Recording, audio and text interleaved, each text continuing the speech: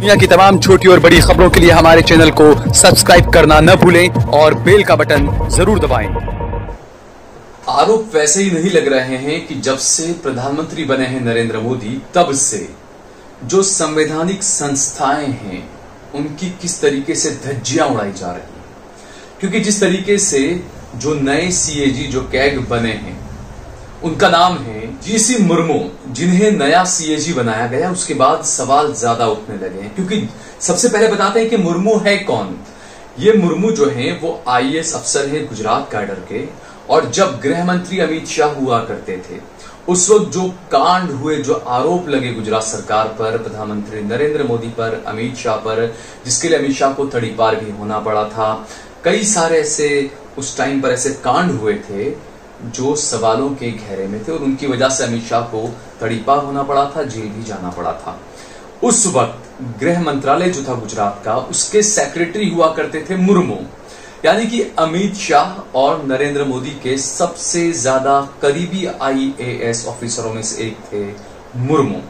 उन्हें सबसे पहले जब जम्मू कश्मीर का उपराज्यपाल बनाने की बात आई तो सबसे पहला उसके उपराज्यपाल बने थे जीसी मुर्मू, क्योंकि ये मोदी और अमित शाह के खास थे और खास हैं और काफी करीबी माने जाते हैं। गुजरात में जब प्रधानमंत्री नरेंद्र मोदी सीएम हुआ करते थे, मुख्यमंत्री हुआ करते थे, उस वक्त से मुर्मू जो है वो नरेंद्र मोदी और अमित शाह के काफी करीबी माने जाते थे।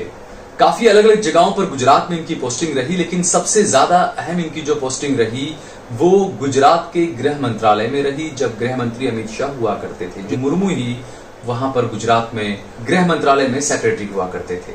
उसके बाद उन्हें कश्मीर भेजा गया और अब जो है वो उन्हें बड़ी जिम्मेदारी दी गई है, सीएजी बना दिया गया है मुर्मू को। आप सोचिए, अमित शाह और नरेंद्र मोदी के खास मुर्मू जो है अब सीएजी हैं। सीएजी से बात याद आई कि आप सभी को पता होगा 2014 में जब जो लहर चली थी नरेंद्र मोदी की, वो लहर क्यों चली थी? उस वक्त अन्ना हजारे जो है वो आंदोलन करने के लिए बैठे थे भ्रष्टाचार के खिलाफ, और कई सारी ऐसी चीजें थी, महंगाई थी, पेट्रोल को लेकर, डीजल को लेकर, गैस सिलेंडर के दामों को लेकर, सब्जियां महंगी हो रही थी उसको लेकर, और उसके अलावा जो बड़ा जो मामला था वो था 2G घोटाला और कोयला घोटाला। उस वक्त सीएजी जो थे, जिन्होंने ये विनोद राय जो थे, जिन्होंने जो रिपोर्ट्स दी, उन्होंने बताया कि 2G में बड़ा घोटाला हुआ है, कई लाखों करोड़ रुपए का घोटाला हुआ है, कोयला घोटाला भी उन्होंने बताया था। लेकिन उसके बाद में क्या हुआ, कोर्ट से सब साफ हो गया और किसी भी तरह का घोटाला नहीं हुआ, ये कोर्ट ने मान लिया।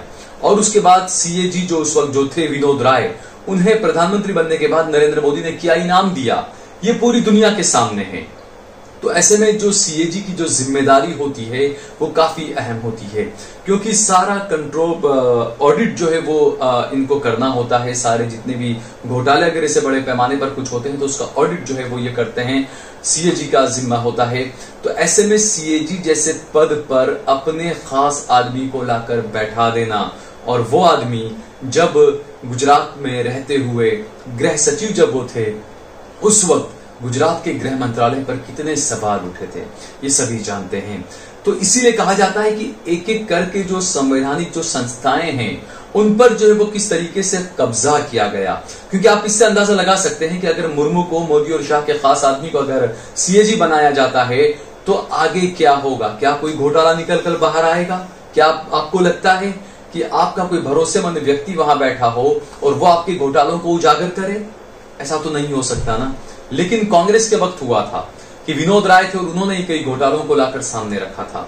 तो ऐसे में सवाल तो उठना लाजमी है, क्योंकि जिस तरीके से मोदी सरकार में जो नियुक्तियां हो रही है उस पर शुरू से ही सवाल उठ रहे हैं कि कैसे कैसे लोगों को किस तरीके से नियुक्त किया जा रहा है।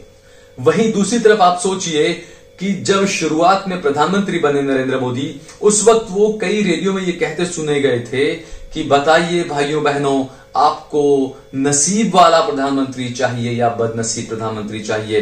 क्योंकि जब प्रधानमंत्री नरेंद्र मोदी बने तो शुरुआत के दौर में जो अंतरराष्ट्रीय मार्केट होता है उसकी वजह से पेट्रोल के दाम काफी कम हो रहे थे, और उस वक्त लोग ये कहते थे कि बड़े ही नसीब वाले हैं प्रधानमंत्री नरेंद्र मोदी को, उनके आते ही पेट्रोल के दाम कम होने लगे हैं। और उसका उन्होंने जबरदस्त प्रचार किया था। उन्होंने जनता से रैलियों में पूछा था कि बताइए भाइयों बहनों, आपको नसीब वाला प्रधानमंत्री चाहिए या बदनसीब प्रधानमंत्री चाहिए?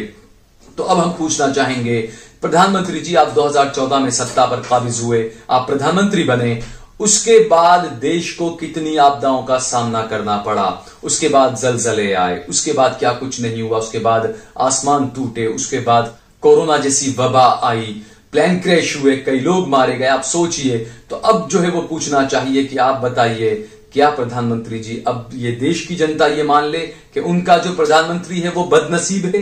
क्या इसी वजह से ये हादसे हो रहे हैं? क्योंकि कोरोना में इतने लोगों की जान जा चुकी है, तकरीबन 20 लाख लोग जो है वो कोरोना की चपेट में आ चुके हैं देश भर में। लेकिन आप सोचिए सरकार क्या कर रही है, सरकार का जिम्मा क्या होता है और सरकार कर क्या रही है। चाइना जो है वो, चीन जो है वो घुसपैठ कर रहा है। गृह मंत्रालय ने बताया जा रहा है कि अब ये मान लिया है कि हाँ, चीन ने घुसपैठ की थी। तो ऐसे में जब एक तरफ प्रधानमंत्री रैली में खड़े होकर ये बात कहते हैं कि 1 इंच भी चाइना जो है वो चीन अंदर नहीं घुसा है, कोई किसी ने हमारी सरहद के अंदर जो है वो घुसनखोरी नहीं की है, ऐसे में अब जो है वो गृह मंत्रालय का ये मानना कि हाँ, चाइना अंदर घुसा है। अब प्रधानमंत्री जी, आप इतने बड़े ही कॉन्फिडेंस के साथ में आप जनता के सामने झूठ बोलते हो, क्योंकि कई ऐसे, आपकी बात ये अच्छी है कि जो आपके पुराने वीडियो हैं वो गुजराती में है, देश की दूसरी जनता समझ नहीं पाती है कि आप क्या बोल रहे हो। जब आप गुजरात के मुख्यमंत्री थे, आप गुजराती में जो भाषण दिया करते थे, आप लॉलीपॉप की तरह पैसा बांटा करते थे। 800 करोड़ में अमरेली को दे रहा हूं, 500 करोड़ में किसी और बोटात को दे रहा हूं, इतना करोड़ में फला गांव को दे रहा हूं, बनासकांठा को 1200 करोड़ दे रहा हूं।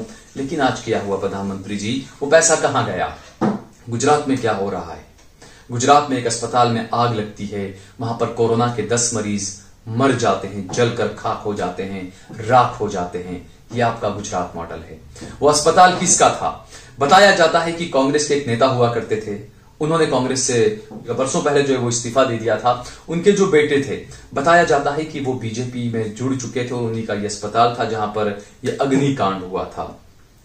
तो ऐसे में सवाल उठना लाजमी है कि गुजरात में जो एक मॉडल जिसे बताकर आप पेश कर रहे हो, वहां पर क्या हो रहा है?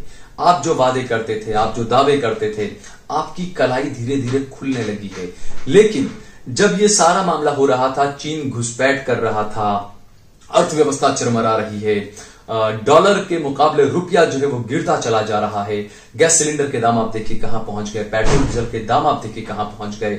अब जनता को पूछना चाहिए कि क्या ये प्रधानमंत्री जो है वो नसीबदार है या बदनसीब प्रधानमंत्री है कि जिसकी वजह से देश को इतना सब सामना करना पड़ रहा है। तो ऐसे में जब सवाल उठने वाले थे, लोगों में थोड़ा सा गुस्सा भड़कने लगा था, लोग बात करने लगे थे कि हाँ, चीन हमारे यहां पर घुस रहा है। लोग ये बात भी करने लगे थे कि यहां जो है वो महंगाई बहुत ज्यादा बढ़ रही है, पेट्रोल डीजल के दाम आसमान छू रहे हैं, सोना जो है वो तकरीबन 58 हजार के आसपास पहुंच चुका है। ये लोग सवाल करने लगे थे, लोगों के मन में ये बात उठने लगी थी, ये भावना उठने लगी थी कि आखिरकार प्रधानमंत्री नरेंद्र मोदी क्या कर रहे हैं।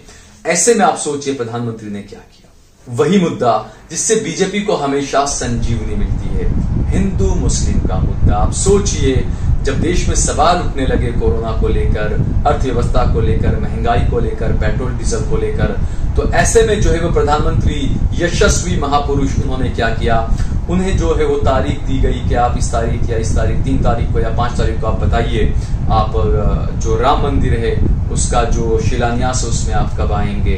तो आप सोचिए, क्योंकि उनकी मर्जी के बिना तो कुछ हुआ नहीं होगा। जो तारीख आई होगी वो तारीख भी कैसे आई होगी, किसने मंगवाई होगी, किसके इशारे पर होगा, ये हम सभी जानते हैं। तो प्रधानमंत्री ने जब देश में जब गुस्से की एक लहर थोड़ा शुरुआत होने लगी कोरोना को लेकर, अर्थव्यवस्था को लेकर, बेरोजगारी को लेकर, तो ऐसे में राम मंदिर का मुद्दा लेकर आ गए प्रधानमंत्री जी। जब पता चला कि चीन ने जो है वो ये खबर आ रही थी, आरोप भी लग रहे थे कि चीन ने हिमाचल की तरफ जो है वो तकरीबन 20 किलोमीटर लंबी सड़क जो है वो बना दी इराक के अंदर, चीन ने घुसनखोरी की हमारी सीमाओं के अंदर। प्रधानमंत्री बीजेपी कहते रहे कि नहीं, ऐसा कुछ भी नहीं है। तो जनता का जब ध्यान वहां जाने लगा तो ऐसे ही आपने राम मंदिर का मुद्दा लाकर खड़ा कर दिया और जो अनभक्त हैं वो पागल होने लगे। लेकिन बीजेपी के ही नेता सुब्रमण्यम स्वामी, जो बीजेपी के सांसद हैं, उनका कहना है कि जो अयोध्या में राम मंदिर बना है उसमें प्रधानमंत्री नरेंद्र मोदी का क्रेडिट 0 है। ये बीजेपी के सांसद का कहना है, आप सोचिए। और ये हकीकत भी आप सोचिए कि प्रधानमंत्री नरेंद्र मोदी ने क्या किया राम मंदिर पर, उन्होंने क्या किया, क्योंकि ये आंदोलन चला कांग्रेस के टाइम में। बार बार ये बात हम लोग कहते हैं कि कांग्रेस इसके लिए जिम्मेदार है। राजीव गांधी के वक्त जो है वो बाबरी मस्जिद का ताला तोड़ा गया, वहां पर घुसनखोरी की गई हम कहेंगे, उसके बाद में वहां मूर्ति रखी गई, पूजाएं वहां पर शुरू हुई। जो कुछ भी हुआ वो सब राजीव गांधी के वक्त में हुआ था, कांग्रेस के वक्त में हुआ था। उसके बाद में जब पहला कोर्ट में जब मामला आया तो उस वक्त भी जो है कांग्रेस की सरकार थी, तो कांग्रेस इसके लिए बिल्कुल जिम्मेदार है। तो ये कह सकते हैं कि मोदी का इसमें कोई रोल नहीं है, क्योंकि राम मंदिर जो बना है, कई अखबारों में खबरें चलाई, आप ये कार्टून को भी देखिए कि इसमें भगवान राम को बोना बताया गया। आप सोचिए, प्रधानमंत्री नरेंद्र मोदी जो है वो भगवान राम की उंगली पकड़कर उन्हें ले जा रहे हैं। ये फोटो आप देखिए, आखिरकार ये क्या हो रहा है? एक व्यक्ति विशेष को भगवान से बड़ा बना देना, भगवान को उनकी उंगली पकड़े हुए बताना, ये सब क्या चीजें हैं? और आप ये देखिए, ये बीजेपी की एक सांसद हैं, इनका कहना है कि नरेंद्र मोदी जो है वो भगवान राम से भी बड़े हैं। तो आप सोचिए, हिंदुत्व को, हिंदू धर्म को कौन सवालों के घेरे में ला रहा है? कौन जो है वो प्रधानमंत्री नरेंद्र मोदी का महिमा मंडन कर रहा है जरूरत से ज्यादा? आखिरकार ये सब क्या हो रहा है? ये हम सभी को नजर आ रहा है। हम सभी को समझना चाहिए कि हमारे मुद्दे क्या हैं और हमें दिखाया क्या जा रहा है। हम बार बार कहते हैं कि मीडिया का काम होता है जनता का माइंड बनाना, ब्रेन वॉश करना। ये काम मीडिया कर रहा है। जिस तरीके से गोदी मीडिया जनता से जुड़े हुए जो मुद्दे हैं वो जनता तक नहीं पहुंचा रहा है, लेकिन क्या आप तक दिखा रहे हैं? आप सोचिए, दिन भर अयोध्या में राम मंदिर का जो शिलान्यास हुआ वो दिखाया जा रहा है, प्रधानमंत्री ने सैनिटाइजर से हाथ धोए ये दिखाया जा रहा है। आखिरकार ये क्या हो रहा है देश में? मेरे देश के युवाओं को खुद जो है वो इसके बारे में सोचना चाहिए कि गोदी मीडिया आप तक क्या दिखा रहा है, आपके नेता, आपकी सरकार आपके साथ में क्या कर रही है, आपके मुद्दे क्या हैं, आपकी जरूरतें क्या है, लेकिन आपका दिमाग, आपका ध्यान किस तरफ ले जाया जा रहा है, ये आपको खुद को समझना है, आपको खुद को तय करना है।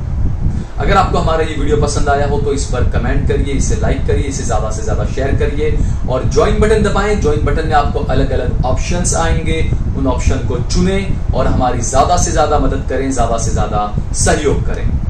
आप देख रहे हैं देश लाइव, देश की आवाज।